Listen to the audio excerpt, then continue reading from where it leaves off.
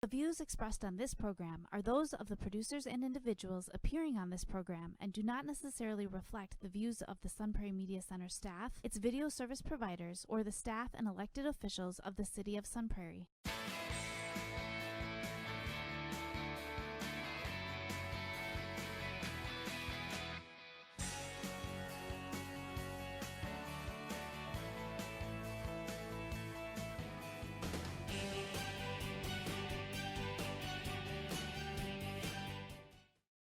Hello and welcome to Real Reviews. My name is Jameson Rabbit, and the man seated next to me is trying to bring back that fringe jacket look. His name is Mike Roth.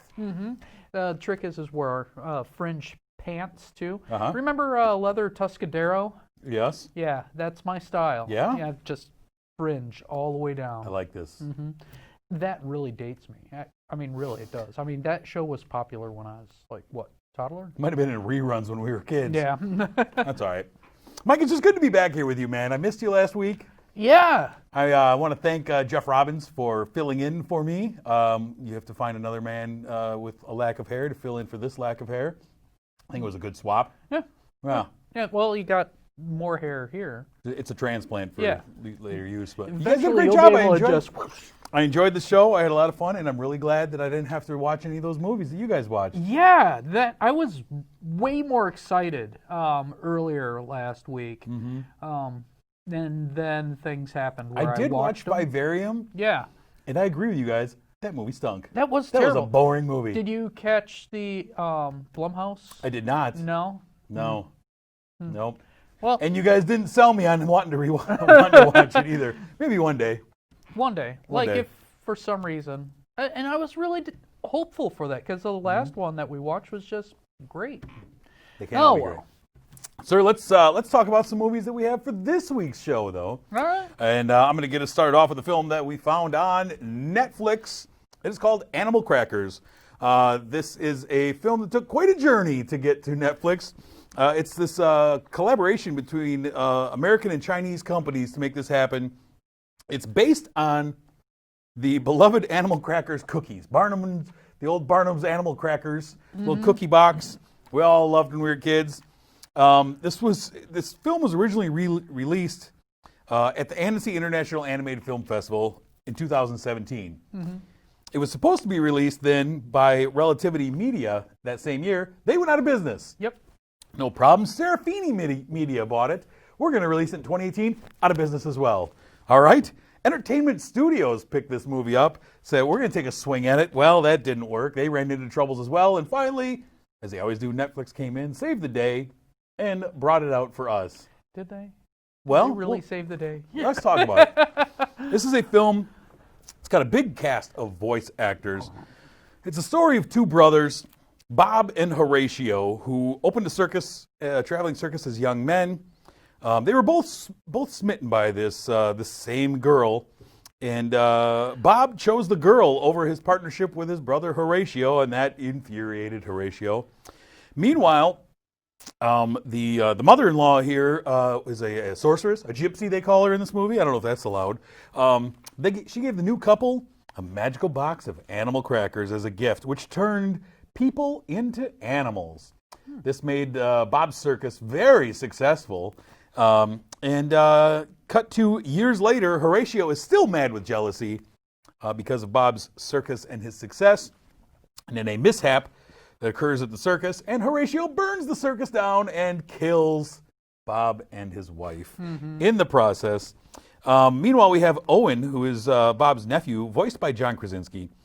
He and his young family are given the magical box of cookies. He is working for his father-in-law at the dog biscuit factory. He's the taster for dog biscuits. That's a job. Yeah. Well, it feels like it was more of a torture job. It really was. His father-in-law never really liked him. And he's like, okay, I'm going to hire you in my place, but I'm going to make you miserable until you die. His father-in-law, voiced by Wallace Shawn. Inconceivable.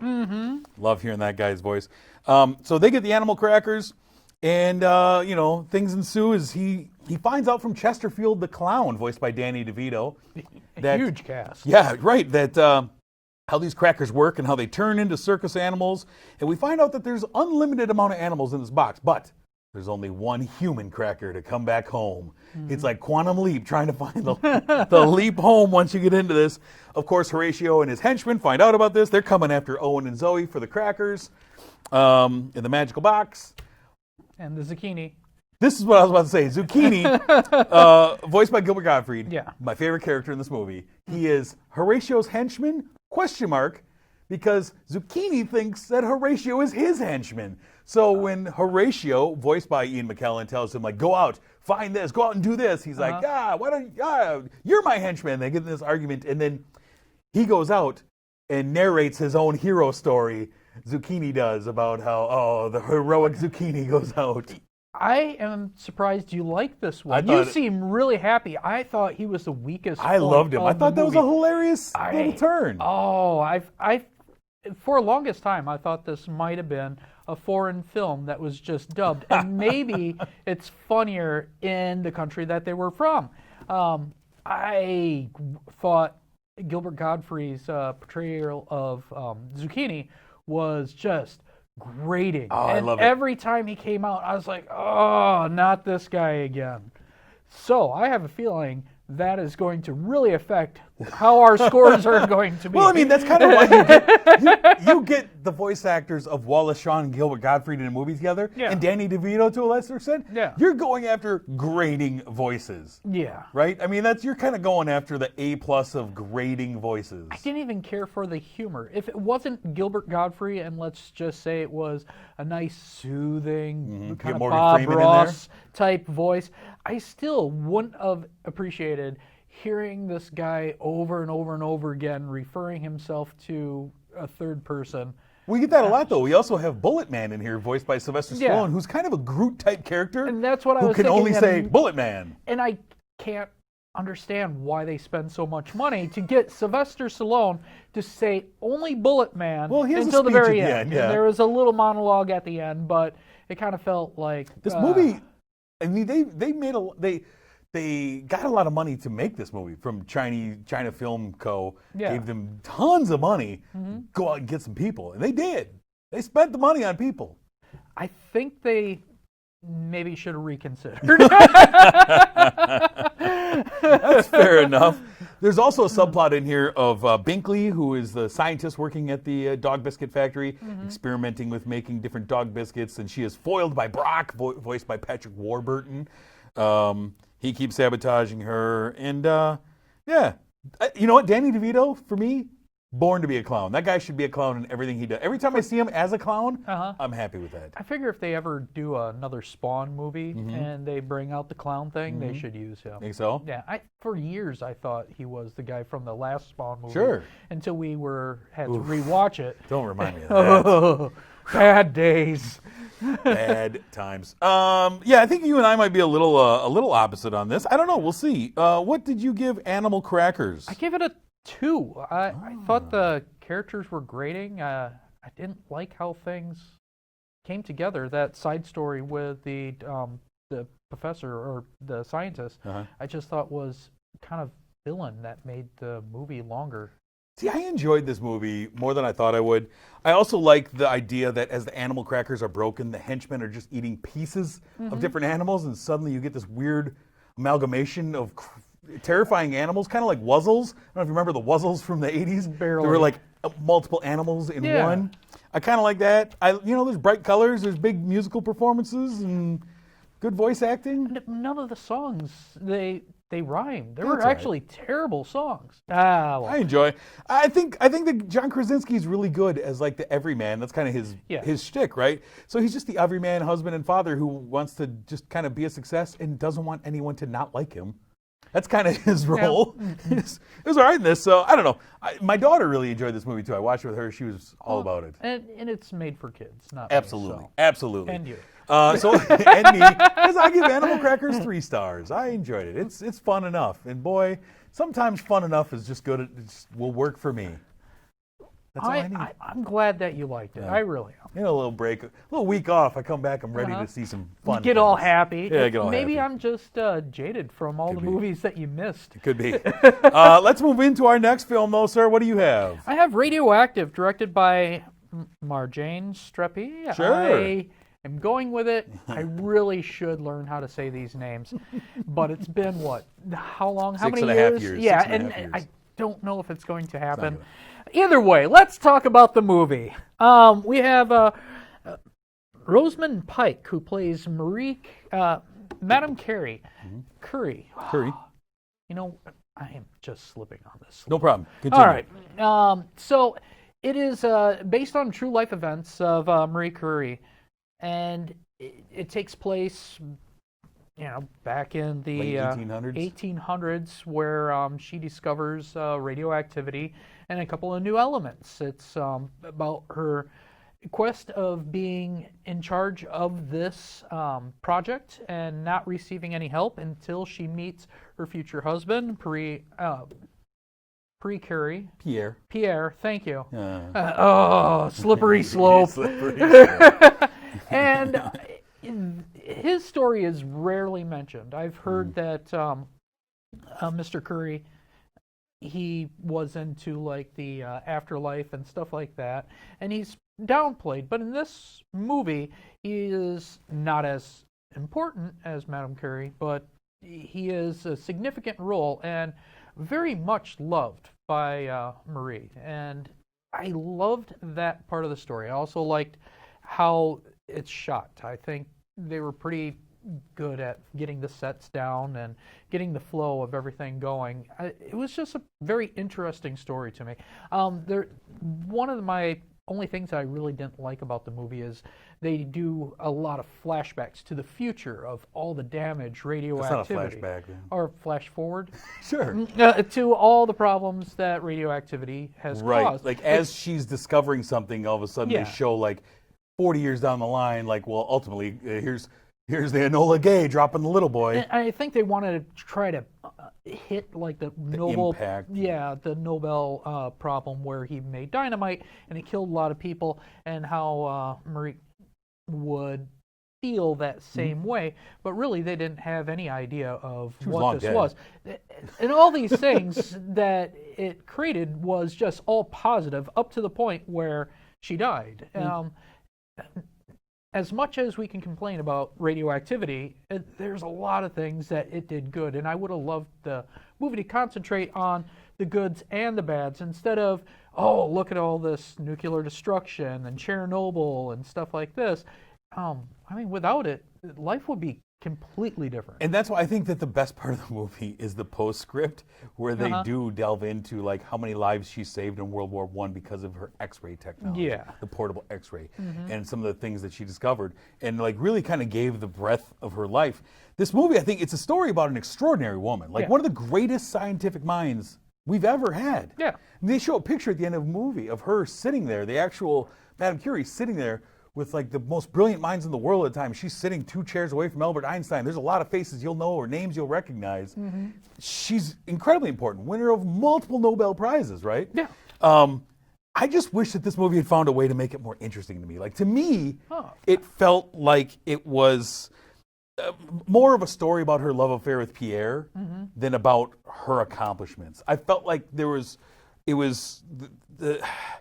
a story about, like, it felt more soap opera than anything to me. And I think that it felt like the telling of her life was kind of paint by numbers, like going through the telling of her life.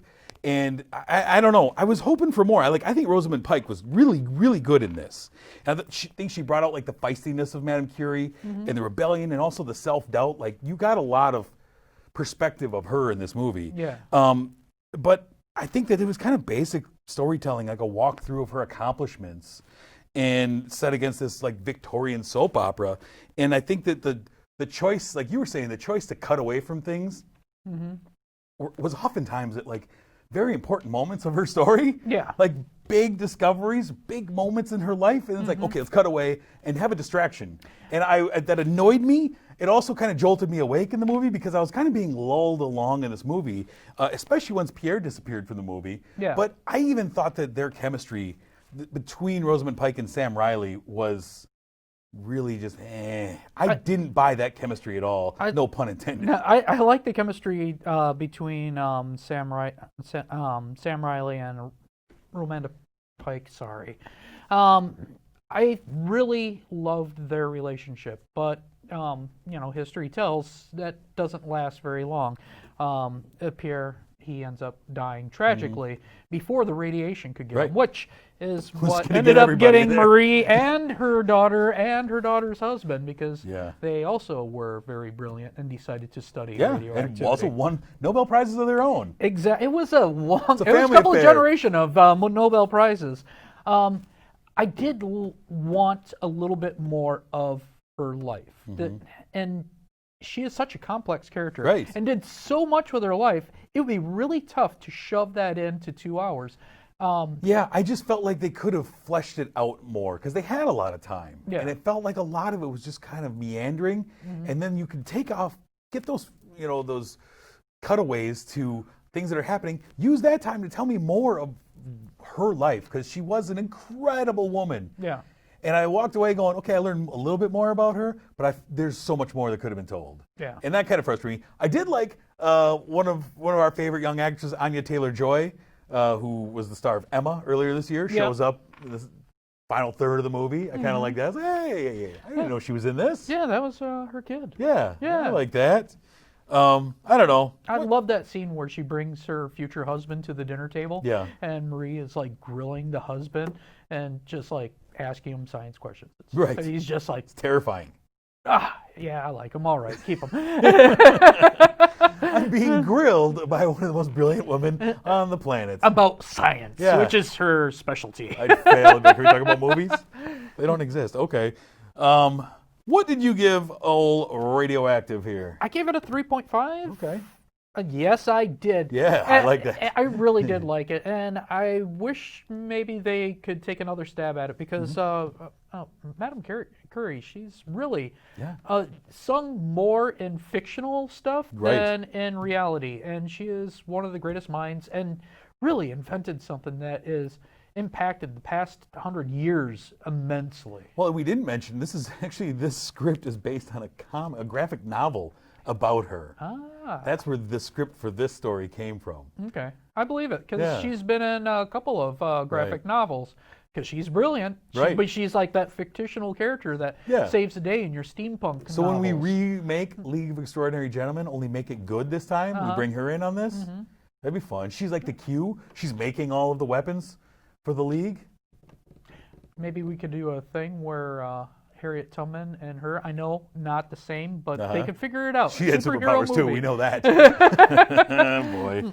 All right, let's move ahead, sir. We are continuing on with our Summer of Keanu. Now, here's the thing.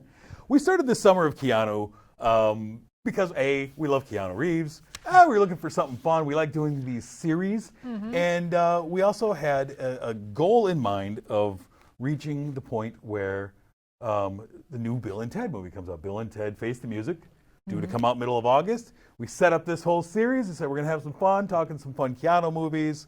I'm going to frustrate Mike with a couple of these flicks. It's going to be great. Yeah, you did. The problem is, because of, things that happen in the world, release dates have moved. And now Bill and Ted Face the Music now has been pushed, like all movies, to September, where it will be in theaters where available, or on VOD where not available in movie theaters. I've been hearing a lot of films, though, they're just kind of tired of their American release because, we're kind of in the worst of it. Sure. But all of these other countries are doing better, so some of these movies might release Well, that's overseas. what Christopher Nolan's Tenet is doing now. That's the first movie, and they're going to release it overseas and then release it here in IMAX, where IMAX is available. Which we lost. We don't have that.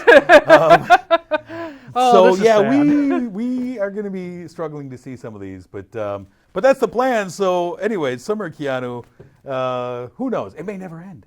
The summer could go an endless summer. Well, it has to end because he has a finite amount of movies. I mean, really, we could go 3 more years. The number of movies this guy's done, good, better, otherwise. But to say all that to say this, we are talking about the movie he had in 2000 called The Replacements from director Howard Deutsch. Howard Deutsch is an interesting director, though.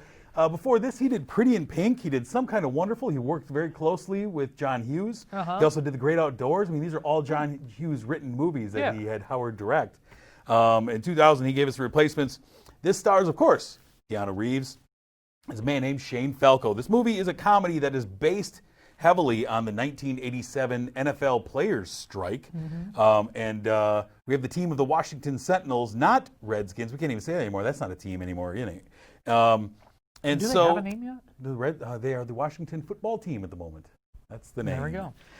And so the league decides to fill the rosters with replacement players to finish out the season. And so a replacement coach, Gene Hackman, is brought in, a team full of oddballs and rejects. We replaced the star quarterback with a guy who was infamous for an incident at Ohio State during the Sugar Bowl. That's brought up many times. Oh, Falco. Oh, you had that thing at the Sugar Bowl, didn't you? I was doing research. That Sugar Bowl never existed. Right, that's how they could use it. Yeah. It's because there was no 96 Sugar Bowl. Pretty interesting. I think it's also kind of interesting that Shane Falco here, Keanu's character, is a quarterback from Ohio State. You know another quarterback from Ohio State played by Keanu Reeves? Sports is not mine. Johnny Utah from Point Break. Was a quarterback from Ohio State as well. Crazy. Yeah, kind of fun. So this is a team, we got Misfits coming out. We got a deaf tight end. We got a former sumo wrestler. We got a convict. We got a psycho cop. We got a Welsh soccer player and much, much more. And of course, even the cheerleaders are replacements. You can take them wherever you can get them. You get similar themes in this movie to a lot of sports movies, right? Like 2 weeks ago, I rewatched Necessary Roughness. Do you remember that football movie starring Scott Bakula? Kathy Ireland, Sinbad. It's the same movie as this. Only its college football team is restarting from scratch, and they have to just haul people in. So Scott Bakula, like a 38-year-old freshman quarterback, and a bunch of misfits who never played before. Can they win the game? I hope so. This is the same movie. Yeah. Okay. I mean, it's basically the same. Yeah, I was trying to predict. Most sports movies are kind of the same formula, and I was trying to predict this. I was like, okay, so it's a loser team that doesn't do too well. They start rising. They lose one game. They feel like hope is lost, but then they win the last one. And yeah.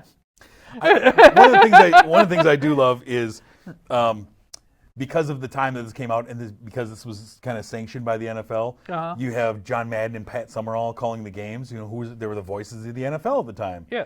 They were long since retired. I think Pat's dead. So I kind of liked hearing their voices again, especially when they're calling play-by-play of the first kiss between Falco and the head cheerleader. We're running play-by-play on that. Speaking of cheerleaders, when we get into the game action, there are so many cutaways to the cheerleaders in this movie. Oh, yeah. It is nonstop cutaways to them. This movie had a definite formula of getting people, kind of excited, like those 80s movies like Revenge of the Nerds and stuff like that. Everybody's a misfit. A lot of cutaways to what they would probably like to be TNA, but this is not that kind of movie. So, I pretty much get that flavor from this movie, but it was fun. I thought it was fun. I don't usually care for sport movies, but I like the ragtag misfit crew that has a hard time getting together, but they get someone to bring them all together. It is really a lot like a lot of other movies. It's Major League. It's so many movies. I do love Jon Favreau in here. When Jon Favreau was like at his, he got buff. He was playing Rocky Marciano in a movie. Like, he was a psycho linebacker. I'm not used to seeing him like that. I used to see him angry, but not quite this angry. Yeah. And I like seeing Orlando Jones, too. I remember seeing him from the 7-Up commercials. And I thought he was just fantastic. Yeah. And then he just disappeared. I don't know where. Orlando Jones is good. He's another guy who, like every one of these movies, Necessary Roughness had the same thing. The receiver who could run past everyone couldn't catch the ball. That's like a standard trope. Yeah. The receiver who can't catch. Is he gonna catch it in the big game? Probably not. So in the end, there is nothing original about this movie, but it's a lot of fun. And that's the thing. I'm glad you say that, because it is a lot of fun. It's not doing anything new. No. But it's fun. Keanu actually looks like a quarterback. Fun fact out of here as well, that this movie came out. The Baltimore Ravens called Keanu, said, "Hey, do you want to try out? Just want to come into camp, try out. You look like a quarterback. You've thrown a football in a couple of movies now." Were the Baltimore Ravens not doing good? Well, actually, 2000. I think they were just about to win a Super Bowl the next year. Anyways, that's crazy. And the great Gene Hackman as the coach. That's the thing. Like, that legitimizes it a little bit to me, because Gene Hackman, one of my favorite actors ever. He's great in this as the coach. I don't know. Fun stuff. That's The Replacements. Watch it. Love it. It's a good time. Let's see. Well, you know what? Before we go, we have to thank our sponsor. We Mike, do. We do. We got to do a couple of things. Okay. Usually you switched it up. Last time you were doing I like this. to keep you on your toes, Mike. Oh, you're keeping me on. See, I feel like you're about to wrap up the show when No. you do this. No. No? Okay, cool. But I do. It's important. I want to thank our sponsor, Marcus Theaters, the Palace here in Sun Prairie. You guys talked so eloquently last week about all the things they have going on over there. And we just encourage you. They have an app, you can go on there and you can see what they're serving, when they're serving. They may not be serving movies at the moment, but they're serving food and drinks and all kinds of things and smiles, no hugs. But you can swing in there by using their app and help support a business that we love, that is vital to our community, and vital to my happiness. It really is. Without Keep the doors open at some point. Marcus Theaters is a great chain. I mean, even though they don't play a lot of the movies that I would like them to play, like they do on the West Side, still overall they are a fantastic train. You're gonna get banned again. I know. They are so friendly Careful. and they're so cool. And if you get to know Tom ever, Tom's a good man. Tom is a great man. man. One of these days, movies. whenever everything's done, Tom's coming back on this show. We had him on earlier in the year, and Tom didn't get the whole show in, so we're going to have him on for a whole show once everything is finally settled down. Who knows? Maybe it'll be a Christmas present. When is that? I don't know. I wish I could tell you, buddy. Next week, sir, we've got some interesting films coming out. On Netflix, we have a film called The Hater, which is a movie about a young man who finds success in the dark world of social media smear tactics and the repercussions that come with being a hater on social media. We also have a film on Hulu, I believe, called Ordinary Love. No, this is on Amazon Prime, I'm sorry. That stars Liam Neeson and Leslie Manville, a film about a couple of folks who discover love. I don't know if he kills anyone. I'm not sure who gets kidnapped, but that's kidnapped. Also on Netflix, we have a film called Banana Split. Not the Banana Splits that we reviewed earlier this year. That is too bad because I could go with another sequel. But this is called Banana Split. This is a teenage coming-of-age drama. Looks kind of interesting to me. Over on Disney Plus. Now, this isn't a movie, but this is a series, and I think it's a property that you and I both really enjoy. Okay. The new rebooted Muppets TV show, Muppets Now, is coming on to Disney Plus this week. I give it a watch. I'm very excited for that because I will watch anything with Muppets for a while. Yeah, as long as it's not that dark universe thing that they tried doing with Muppets last year. Yeah, didn't like that. Also, next week we have our Summer of Keanu, of course, continues, and we have a film called The Bad Batch. This is a very interesting film that Keanu is in, along with Jim Carrey and Jason Momoa, in a Mad Max post-apocalyptic dystopian wonderland where cannibals rule the world, and Keanu and Jim Carrey and Jason Momoa inhabit it, along with a young girl who's just trying to make it home. It's a crazy movie, and it's on Netflix, so if you want to tune in next week, you can watch it and see what we thought about it. Mike, have you never seen The Bad Batch? Never seen it. Oh, I can't wait. Reminds me of a Letterkenny episode, though. Yeah? Yeah. I don't think there's any ostriches in The Bad Batch, so I'm just saying. Allegedly. Allegedly, thank you. So anyways, we have all that and more coming to you next week. But until that time, I'm Jameson. I'm Mike Roth. Thanks for watching.